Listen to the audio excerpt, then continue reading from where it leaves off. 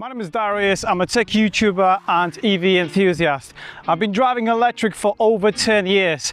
Today, I'm driving Mazda 6e in a beautiful Wales. Let's go.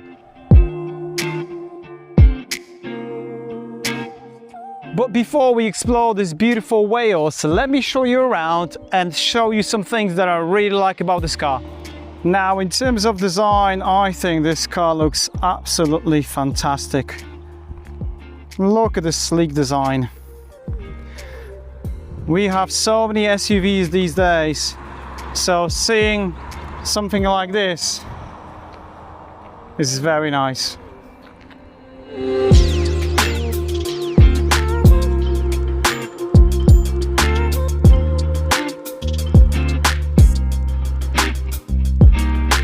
They definitely prioritize passenger space because I've got tons of legroom. However, the headroom is just okay. Remember, we've got that saloon coupe shape. So if you're tall, I'm 5'10", so 177 centimeters. But if you're taller than me, then you might be struggling in the back. Kids will be absolutely fine, but the build quality is absolutely outstanding. Great that we've got floor that is nice and flat. You got some physical buttons here for your climate control for the passengers. I really like that.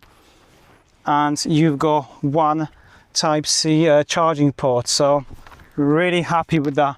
Then you got the armrest for cup holders. Honestly, the car feels very spacious. And then this panoramic roof just adds that extra feel of the premium. I really like it. And then you got Mazda logo here as well. Lights, very good if you got children and you want to use your ISOFIX. So you've got two here and there's one in the front. To be honest, there is a lot to like about this car. I have to be very picky to find those little things here and there. Even the price is very competitive. Now, the car I'm driving now, this is the top of the range, Takumi Plus, a 78 kilowatt battery. They all have the same battery. This car is just over £40,000, well 41 just to be precise because of the color. I think you get quite a lot of car for the money.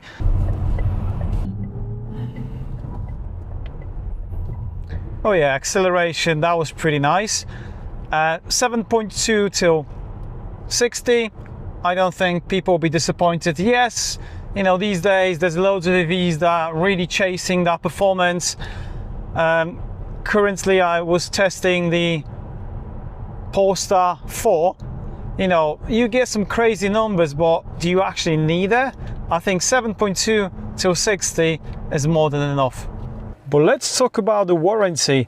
And it's really nice to see that Mazda is really catching up. You get 6-year warranty for the vehicle or 100,000 miles and 8 years warranty for your battery or 100,000 miles. That's really good to see.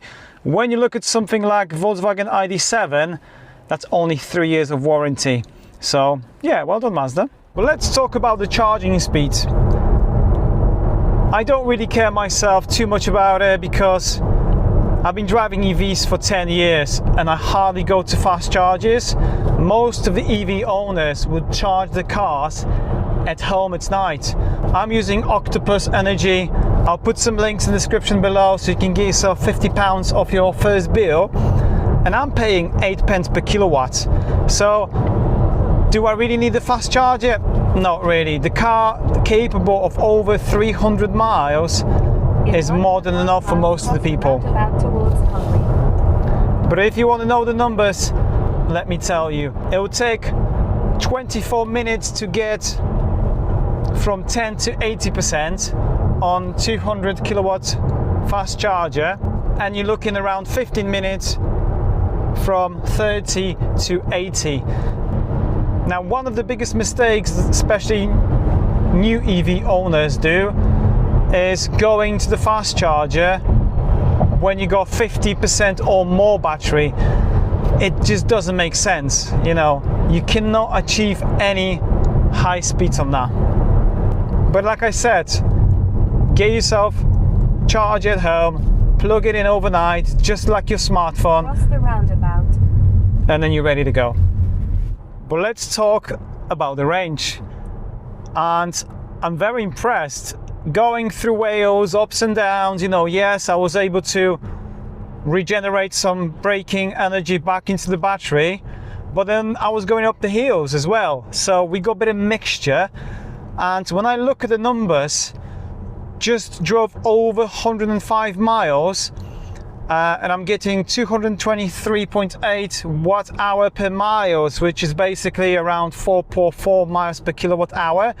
So when you times 78 usable battery, you're looking like close to 350 miles, which is basically that's what the manufacturer is claiming.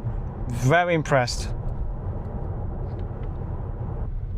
But let's check on the voice assistant. Hey Mazda. Right here. Close the sunshade. Okay, it's closing. Yeah. Look at the view here. Honestly, even on the twisty roads, when you go sporty, it is fun to drive. Make sure you switch off all the lane assist because you get loads of bips. But I mean, come on. This is my first time actually driving here in Wales and the views are absolutely stunning. So going back when I was driving first, that was the MX-30. And then back then, you know, that car just wasn't ready for the market. But honestly, for me, it was brilliant. I was only driving 20-30 miles a day. So that car had everything. But let's talk about the driving experience. And I've got to say, so far, I really enjoy how smooth the ride is. You've got a couple of options for your regen braking. You have to go to your settings. All the settings are here within your display. I'm okay with that. It will be great to see some physical buttons, but honestly, you will get used to it. I remember when we got Tesla Model Y last year, it's my wife's car, and I thought she's going to be struggling because for the first week, she thought this is too tricky, but you know what?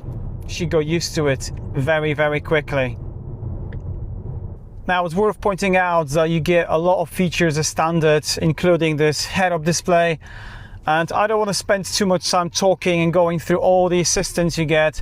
Some of them nice, some of them a bit annoying, but it's good that you can switch it off. I always enjoy listening to music. I almost missed the turning because I was enjoying the sound system here, and it's one of the best in its class. And it's nice that you've got some adjustments to make it even, you know, suitable to your own needs. So I really like that.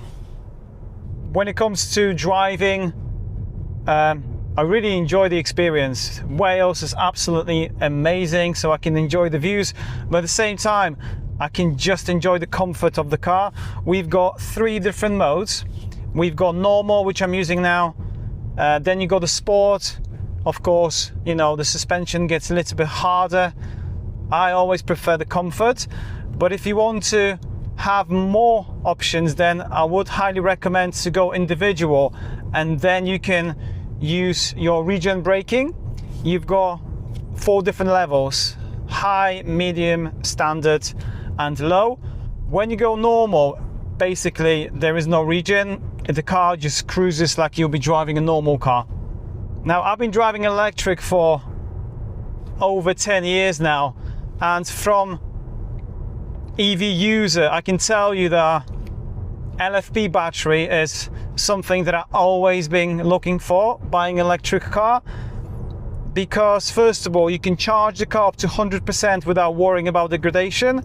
Just to give you an example, when we bought a used Tesla Model Y for my wife, the car had 54,000 miles on the clock, and believe it or not, the battery degradation was only 2%.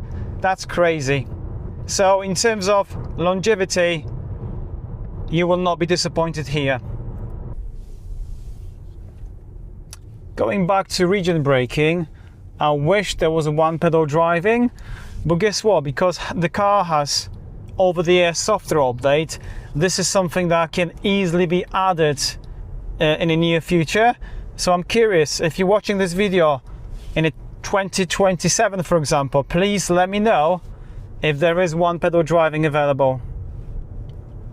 Let's talk about visibility, and I don't have any complaints here. I can enjoy the views. The mirrors are surprisingly very big. On the top of that, you know, again, because of the shape of the car, the visibility with the rear window is actually pretty decent. Look at this stylish key. I really like this. Let's have a look how the car looks from the inside. As you can see, the doors are popping out. You can just press it like this. Now with one hand, this is something that you really need to get used to and practice. It's a bit like a gymnastics with your hands. And as soon as you get in, you get that really premium feel. Look at that. Honestly, everything is just so well put together. The quality is absolutely outstanding.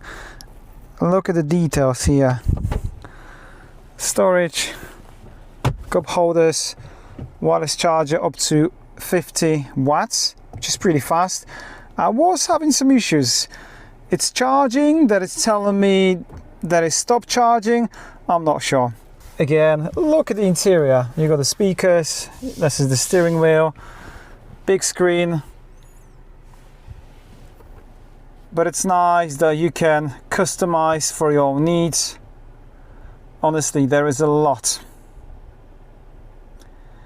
Again, if you are new to electric cars, most vehicles these days have all the settings here within the display. And as you can see, there is a lot to learn and just get used to it. But I like that we've got two buttons here that you can customize for your own needs. So basically, I put regen braking, so I don't need to go through the screen. I can just literally press the screen, as you can see, and then just keep changing regen braking when I'm, you know, going to junction. So I really like that. And then you've got, you know, all the things here.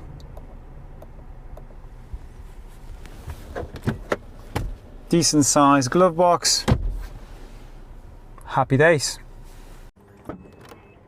But let's have a look at the boot space, and we get 466 liters.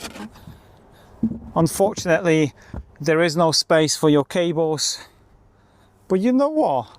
It is pretty practical. Worth pointing out that Mazda 6e has additional 72 liters of space in the front, which is always appreciated.